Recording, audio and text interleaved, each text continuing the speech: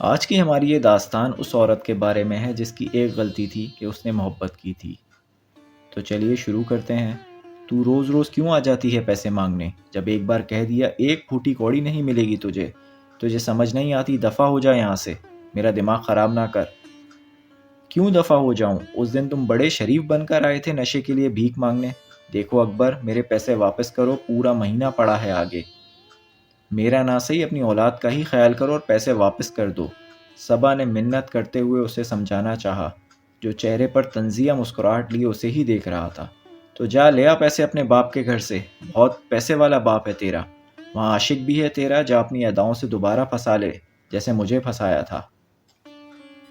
چل اب ہٹ جا یہاں سے، مرد دیکھ رہے ہیں، اکبر نے غصے سے کہا۔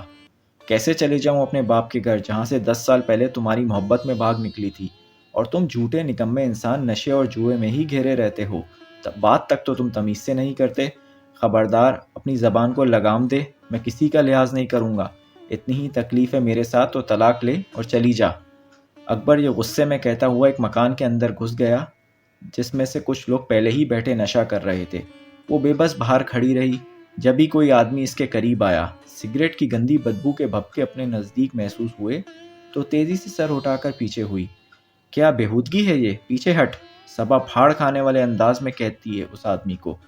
جب اس آدمی نے ارد گرد دیکھا، تنگ گلی میں جہاں ایک تھڑے پر اسی کے کچھ دوست بیٹھے تاش کھیل رہے تھے۔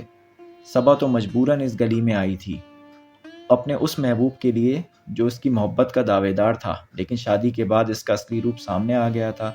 وہ اب صرف اپنے بھوکے بچوں کے لیے یہاں آئی تھی۔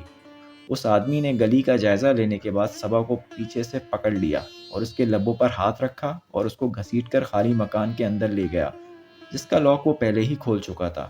اس کے اندر جاتے ہی تھڑے پر بیٹھے اس کے تینوں دوست ایک دوسرے کو دیکھنے لگے اور جلدی سے اٹھ کر اسی مکان کے اندر چلے گئے۔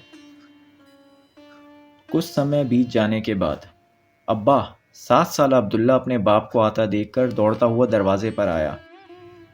ارے بھائی، سویا نہیں میرا لال؟ اور یہ کہاں ہے تیری اماں؟ اکبر نے اپنی لڑکھڑائی ہوئی زبان میں بچوں سے پوچھا۔ کچن کی چوکھٹ پر اس کی چھوٹی بیٹی نمرا بیٹھی ہوئی تھی، جو اپنے چھوٹے چھوٹے قدم اٹھاتی ہوئی اپنے باپ کے سامنے آئی جو ابھی بھی نشے میں تھا۔ ابا، اماں گھر پر نہیں ہیں، بچی نے اپنی معصومانہ آواز میں کہا۔ وہ تو عصر کے وقت گھر سے کھانے کے لیے پیسے لینے گئی تھیں۔ کہاں گئی پھر؟ کہیں سچ میں تو نہیں اپنے باپ کے گھر چلی گئی؟ نمرا کی بات سنتے ہی اکبر کا سارا نشہ اتر گیا۔ وہ جلدی سے چارپائی سے اترا اور اپنا سر دونوں ہاتھوں میں پکڑ لیا۔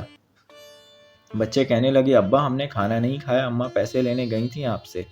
اچھا ایسا کرو، گیٹ بند کرو، میں دال روٹی لاتا ہوں ہوٹل سے، پھر دیکھنے جاؤں گا جانے کس کے ساتھ منہ کالا کرنے گئی ہے۔ یہ کہتا ہوا وہ تیزی سے باہر نکل گیا۔ صبا امجد، جو ایک کھاتے پیتے گھرانے سے تعلق رکھتی تھی، اپنے ماں باپ کی بڑی بیٹی تھی۔ عمر 19 سال، دیکھنے میں خوبصورت اور چنچل سی۔ صبا کے 2 چھوٹے بہن بھائی تھے۔ زندگی بہت پرسکون اور خوشحال گزر رہی تھی۔ جب ایک دن کالج سے واپسی پر بک شاپ سے کوئی کتاب لینے وہاں گئی، وہیں اس کی ملاقات اکبر سے ہو گئی، جو اس دکان پر کام کیا کرتا تھا۔ دیکھنے میں اچھا صاف رنگ اور قد کاٹ کا لڑکا تھا۔ صبا کو دیکھ کر وہ اپنی نظر نہ ہٹا سکا اور بات کرنے لگا۔ صبا کو وہ شریف اور اچھا لڑکا لگا جس نے تھوڑی ہی دیر میں ڈھیر ساری باتیں کر لیں۔ پھر وقت کے ساتھ دھیرے دھیرے ان کی دوستی کب محبت کی منزلیں طے کرنے لگی پتہ ہی نہ چلا۔ تم نے سوچ بھی کیسے لیا کہ کسی بھی بھیک منگے سے تمہارا رشتہ کر دوں گا؟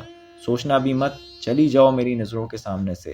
کل ہی تمہارا نکاح میں تمہارے چاچا کے بیٹے سے کرواتا ہوں، دفع ہو جاؤ میری نظروں کے سامنے سے۔ امجد صاحب کی آواز پورے گھر میں گونج رہی تھی، جو غصے سے کانپتے ہوئے اپنی بیٹی سے کہہ رہے تھے۔ کبھی نہیں ابو، کبھی نہیں، میں ہارون بھائی سے کبھی بھی شادی نہیں کروں گی، مر جاؤں گی میں ابو۔ پلیز، اکبر بہت اچھا انسان ہے۔ صبا گڑ گڑا کر بکھرے بال اور سوجی ہوئی آنکھوں کے ساتھ قالین پر بیٹھی ہاتھ جوڑ کر اپنے باپ سے کہہ رہی تھی۔ خاموش بے غیرت، کتنی بے شرم ہو گئی ہے تو، چل یہاں سے۔ صبا پاگلوں کی طرح نفی میں سر کو زور زور سے ہلاتی اور چیخ چیخ کر روتی ہوئی اپنے باپ کو منانے کی کوشش کر رہی تھی۔ اگلی صبح وہ ہوا جس کا کسی کو گمان بھی نہیں تھا۔ ثنا، جو صبا کی چھوٹی بہن تھی، کمرے میں صبا کو جگانے گئی، لیکن کچھ ہی دیر بعد چیختی ہوئی اپنے ماں باپ کے پاس بھاگی۔ یا اللہ، خیر کیا ہو گیا؟ ثنا کی ماں نے اپنے سینے پر ہاتھ رکھ کر کہا۔ ثنا نے ایک کاغذ اپنی ماں کے ہاتھ میں پکڑا دیا۔ اس پر لکھا تھا، امی ابو مجھے معاف کر دیجئے گا، میں اکبر کے بنا نہیں رہ سکتی۔ میں ہارون بھائی کے ساتھ کبھی خوش نہیں رہ سکتی، اس لیے جا رہی ہوں۔ آپ کی بیٹی صبا امجد۔ امجد صاحب نے خط پڑھتے ہی پوری طاقت سے مٹھی میں مسل دیا۔ آنکھ کے کنارے سے آنسو نکل کر گالوں پر بہہ نکلے۔ کیا ہوا؟ کہاں ہے صبا؟ صبا کی ماں نے پوچھا۔ مر گئی۔ اکبر کے ساتھ رات کی تنہائی میں بھاگ کر اس کے 2 کمروں والے مکان میں صبا آ گئی تھی۔ میں بہت خوش ہوں، مجھے یقین نہیں ہو رہا تم ہمیشہ کے لیے میرے پاس رہو گی۔ اکبر یہ کہتے ہی اس پر جھک گیا۔ اگلے دن اکبر اور صبا نے اکبر کے چند دوستوں کو گواہ بنا کر نکاح پڑھوا لیا۔ محبت میں عقل کہاں ہوتی ہے، یہ تو اندھی، گونگی، بہری اور معذور ہوتی ہے۔ وقت گزرتا گیا، دونوں کے آنگن میں 2 معصوم پھول کھلے، جنہیں پا کر صبا اور اکبر کی دنیا مکمل ہو گئی تھی۔ لیکن کہتے ہیں محبت کا اظہار کر دینا یا اس کے پیچھے خوار ہونا کوئی بڑی بات نہیں۔ محبت تو وہ ہے جو تا عمر کی جائے بنا کسی غرض کے۔ جیب میں پیسہ اور پیٹ میں رزق نہ جائے تب انسان کو اپنی اور دنیا کی حقیقت واضح نظر آتی ہے۔ یہی اکبر کے ساتھ ہوا۔ روز لڑائی جھگڑے مار پیٹ بڑھتی چلی گئی۔ اکبر اب تنگ آنے لگا تھا۔ نشہ کر کے آتا، گالم گلوچ کرتا، صبا کو مارتا پیٹتا۔ گندی صحبت میں رہنے کی وجہ سے اس کی زبان بھی گندی ہونے لگی تھی۔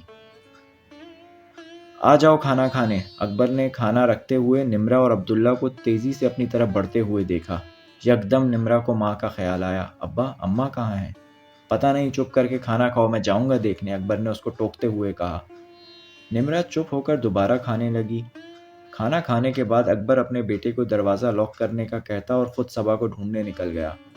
3 گھنٹے لگاتار ہر جگہ ڈھونڈنے کے بعد مایوس ہو کر وہ گھر آ گیا۔ کہیں گھر تو نہیں چلی گئی؟ اگر چلی گئی تو خبیث عورت کو چھوڑوں گا نہیں، خود سے کہتا ہوا اکبر چارپائی پر لیٹا اور آنکھیں موند گیا۔ صبح کا وقت تھا، ابھی اندھیرا ہی پھیلا ہوا تھا جب اس خالی مکان سے 4 آدمی نکل کر دبے قدموں چلے گئے۔ روشنی ہوتے ہی اکبر ایک بار پھر صبا کو ڈھونڈنے نکل پڑا۔